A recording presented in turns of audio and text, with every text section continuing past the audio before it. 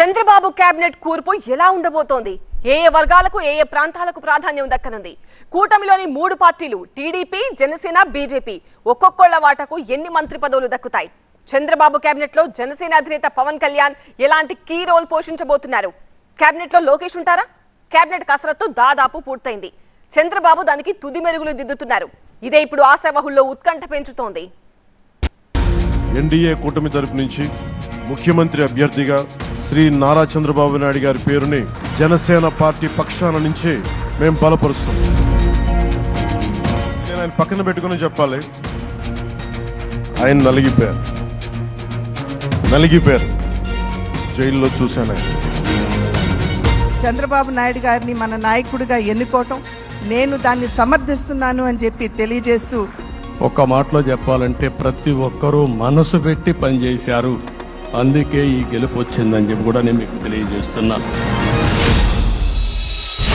సామాజిక సమీకరణాలు, పాత కొత్తల కలయిక, సీనియారిటీ, విధేయత, సమర్థత, మిత్రపక్షాలకు తగిన బెర్తులు, కూటమి కేబినెట్ కసరత్తులో బోలెడు ఈక్వేషన్స్. టీం బాబు. చంద్రబాబు సీఎంగా ఏపీలో ఎన్డీఏ మంత్రివర్గం కొలువుదీరనుంది. అయితే ఏపీలో మంత్రివర్గ కూర్పుపై ఉత్కంఠ నెలకొంది. మంత్రివర్గంలో ఏ ప్రాంతాలకు ఎంత ప్రాధాన్యత ఇవ్వాలి, ఏ సామాజిక వర్గాలకు ఎన్ని కేబినెట్ బెర్తులు ఇవ్వాలి, మిత్రపక్షాలకు ఎన్ని మంత్రి పదవులు ఇవ్వాలి, సీనియర్లను గౌరవిస్తూనే యువతకు ప్రాధాన్యత ఎలా కల్పించాలి, వీటన్నింటి మీద టీడీపీ అధినేత చంద్రబాబు కసరత్తు దాదాపు ఓ కొలిక్కి వచ్చేసింది.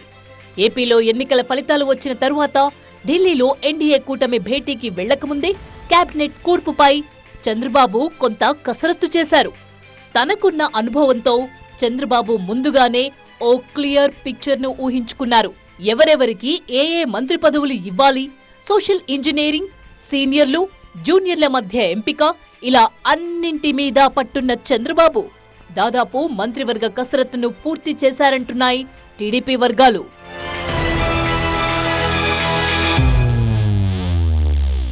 ఇక పవన్ కళ్యాణ్ డిప్యూటీ సీఎం అవుతారంటున్నాయి విజయవాడ వర్గాలు. చంద్రబాబు కేబినెట్ లో ఆయన ఒక్కరే డిప్యూటీ సీఎంగా ఉంటారని తెలుస్తోంది. ప్రస్తుతానికి 20 నుంచి 22 మందితో కేబినెట్ కొలువుదీరుతుందని చెప్తున్నారు. దీనిలో పవన్ తో కలిపి జనసేనకు 4 మంత్రి పదవులు దక్కుతాయని సమాచారం. ఇక బీజేపీకి 2 కేబినెట్ బెర్తులు దక్కుతాయని చెప్తున్నారు.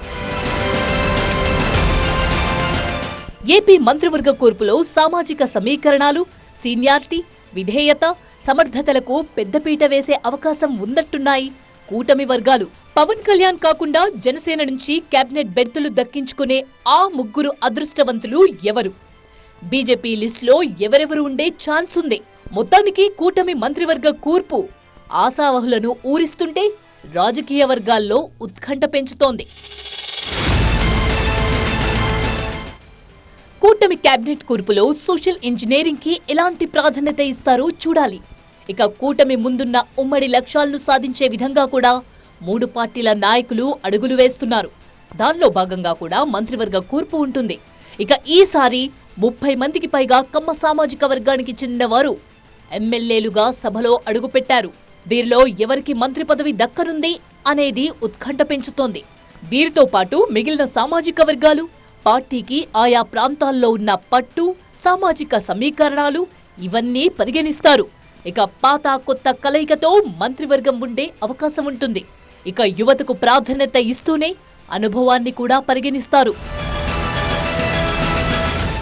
చంద్రబాబు మంత్రివర్గంలో బెర్తుల కోసం 3 పార్టీల్లోని కమ్మ సామాజిక వర్గం నేతల మధ్య తీవ్రమైన పోటీ ఉంది. కొన్ని చోట్ల ఒకే జిల్లా నుంచి 2-3 పేర్లు కూడా వినిపిస్తున్నాయి. ఈ లిస్టులో లోకేష్, గట్టిపాటి రవి, పయ్యావుల కేశవ్, నందమూరి బాలకృష్ణ, నాదెండ్ల మనోహర్, సుజనా చౌదరి పేర్లు ప్రముఖంగా వినిపిస్తున్నాయి. పయ్యావుల, బాలకృష్ణ ఇద్దరూ ఉమ్మడి అనంతపురం జిల్లా నుంచి గెలిచారు. ఇక్కడ ఎవరి పేరును చంద్రబాబు పరిగణలోకి తీసుకుంటారో చూడాలి.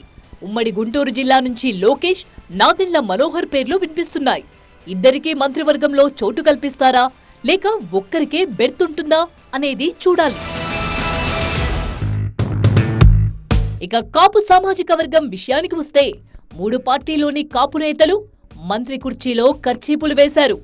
ఈ లిస్టులో ఉమ్మడి నెల్లూరు జిల్లా నుంచి మాజీ మంత్రి నారాయణ, విశాఖ నుంచి గంటా శ్రీనివాసరావు, తూర్పుగోదావరి నుంచి మాజీ హోంమంత్రి నిమ్మకాయల చినరాజప్ప, పశ్చిమ గోదావరి నుంచి కందుల దుర్గేష్, గుంటూరు జిల్లా నుంచి కన్నా లక్ష్మీనారాయణ ఆశావహుల జాబితాలో ఉన్నారు.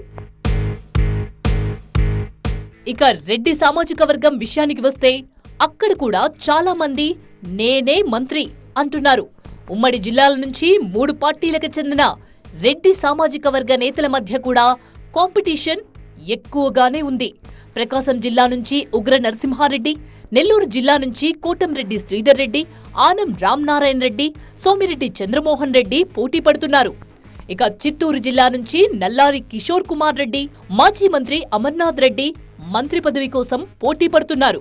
కర్నూలు జిల్లా నుంచి గౌతు చరిత, బీసీ జనార్దన్ రెడ్డి మధ్య పోటీ నెలకొంది. కడప జిల్లా నుంచి ఆదినారాయణ రెడ్డి పేరు వినిపిస్తోంది. అయితే ఒకే జిల్లాలో 2-3 నేతల మధ్య పోటీ నెలకొన్న చోట ఎవరిని మంత్రి పదవి వరిస్తుందో అన్న ఉత్కంఠ నెలకొంది. తెలుగుదేశానికి మొదటి నుంచి వెన్నుముక్కగా నిలబడ్డ బీసీ సామాజిక వర్గం నుంచి మంత్రి పదవుల కోసం పోటీ పడుతున్న నేతల లిస్ట్ బాగానే ఉంది.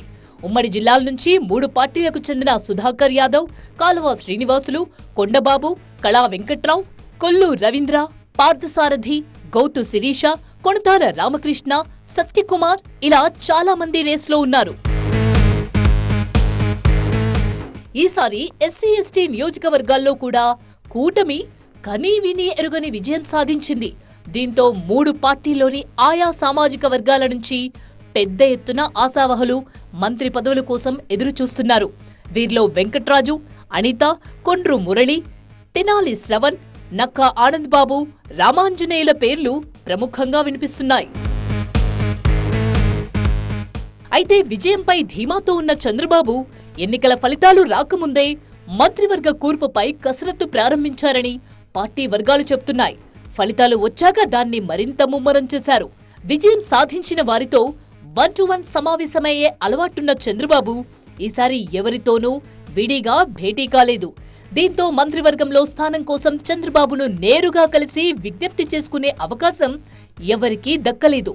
చంద్రబాబును ఏకాంతంగా కలుద్దామని కొందరు నేతలు చేసిన ప్రయత్నాలు కూడా ఫలించలేదు. ఇక కేబినెట్ కూర్పులో టీడీపీ, జనసేన, బీజేపీ ఇలా కూటమి పార్టీలన్నింటికీ ప్రాధాన్యత ఉండాలి.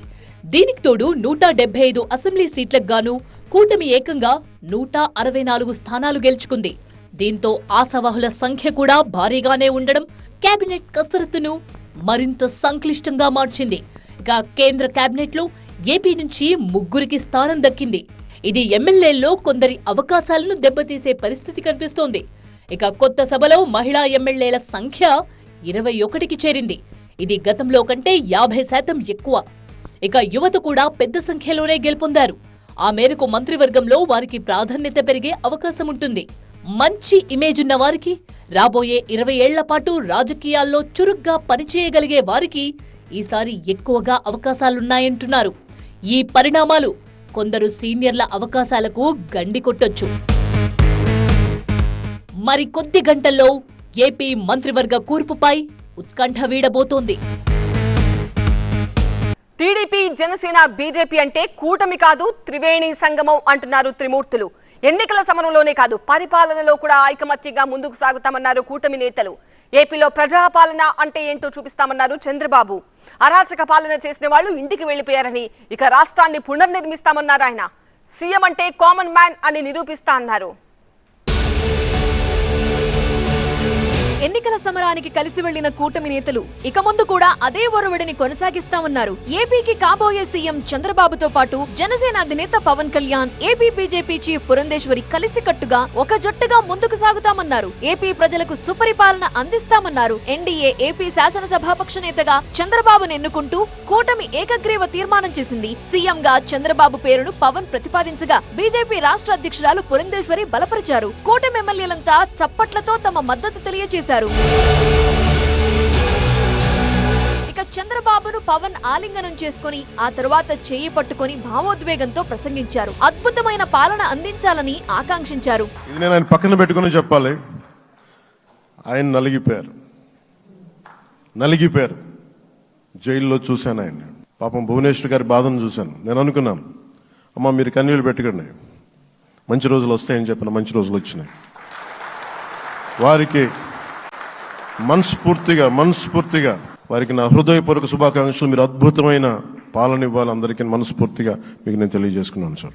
3 పార్టీల కలయిక త్రివేణి సంగమంలా ఉందన్నారు ఏపీ బీజేపీ అధ్యక్షురాలు ఎంపీ పురంధేశ్వరి. కూటమి అవసరం రాష్ట్రానికి ఎంతో ఉందన్నారు పురంధేశ్వరి. ఈ 3 పార్టీల యొక్క కలయిక నిజంగా ఒకంత ఆలస్యమైనా కూడా ఇది రాష్ట్రానికి చాలా అవసరమైనటువంటి కలయిక అని చెప్పి నేను భావిస్తున్నాను. ఈ 3 పార్టీల యొక్క కలయిక చూసినప్పుడు ఒక త్రివేణి సంగమాన్ని మనం చూస్తున్నట్టుగా మనం భావించవలసినటువంటి నేపథ్యం. ఒక పక్క చంద్రబాబు నాయుడు గారి యుక్తి, రెండవ పక్క నరేంద్ర మోడీ గారి స్ఫూర్తి, అదేవిధంగా పవన్ కళ్యాణ్ గారి శక్తి. ఈ మూడింటి కలయికే ఇవాళ రాష్ట్ర ప్రజల ముందు ఈ యొక్క అలయన్స్ గా కూటమిగా ముందుకొచ్చినటువంటి విషయాన్ని మనం అందరం కూడా గమనించవలసినటువంటి అవసరం చాలా ఉంది. ఇక ప్రజలు మనకిచ్చింది హోదా కాదు బాధ్యత అని ఎమ్మెల్యేలకు సూచించారు టీడీపీ అధినేత చంద్రబాబు. విశాఖ, కర్నూలును అభివృద్ధి చేస్తామన్న బాబు అమరావతి మన రాజధాని అని స్పష్టం చేశారు. 10 సంవత్సరాల తర్వాత మన రాజధాని ఏదంటే చెప్పుకోలేని పరిస్థితి. ఇప్పటికి కూడా మనకు గుర్తొచ్చేది ప్రజావేదిక విధ్వంసం. అలాంటి దుర్మార్గమైన కార్యక్రమాలు జరిగాయి. ఇవన్నీ కూడా గుర్తు చేసుకుంటూనే కక్షపూరిత రాజకీయాలు కాకుండా కన్స్ట్రక్టివ్ పాలిటిక్స్ కి మనం ముందుకు పోవాల్సిన అవసరం ఉంది. 3 రాజధానులంటూ రాష్ట్ర భవిష్యత్తు ఆటలాడే పరిస్థితి ఉండదు. మన రాజధాని అమరావతి. ఎలా పరిపాలన చేయాలంటే అహంకారం ఉండకూడదు, అరాచకం కనిపించకూడదు. అలాని మీకు హామీ ఇస్తున్నాను, సీఎం అంటే కామన్ మ్యాన్ లా ఉంటా, ఉండి చూపిస్తా అన్నారు చంద్రబాబు. ఏ కోసాన కూడా అహంకారం ఉండకూడదు, అరాచకం అనేది ఎక్కడా కనిపించకూడదు. ఈ రాష్ట్రంలో అశాంతికి చోటు అనేది లేకుండా ముందుకు పోవాల్సిన అవసరం ఉంది. రాష్ట్ర ప్రజలందరికీ హామీ ఇస్తున్నా, సీఎం వస్తున్నాడంటే చెట్లు కొట్టేయడం, లేకపోతే రోడ్లు మూసేయడం, షాపులు బంద్ చేయడం, పరదాలు కట్టుకోవడం అవన్నీ ఉండవు. సీఎం కూడా ఒక మామూలు మనిషిగానే వస్తా. మేమందరం కూడా సామాన్యమైన వ్యక్తులుగానే వస్తాం మీ దగ్గరికి. మీలో ఒక వ్యక్తిగా ఉంటాం. మాకు హోదా సేవ కోసరం తప్ప పెత్తనం కోసరం కాదు.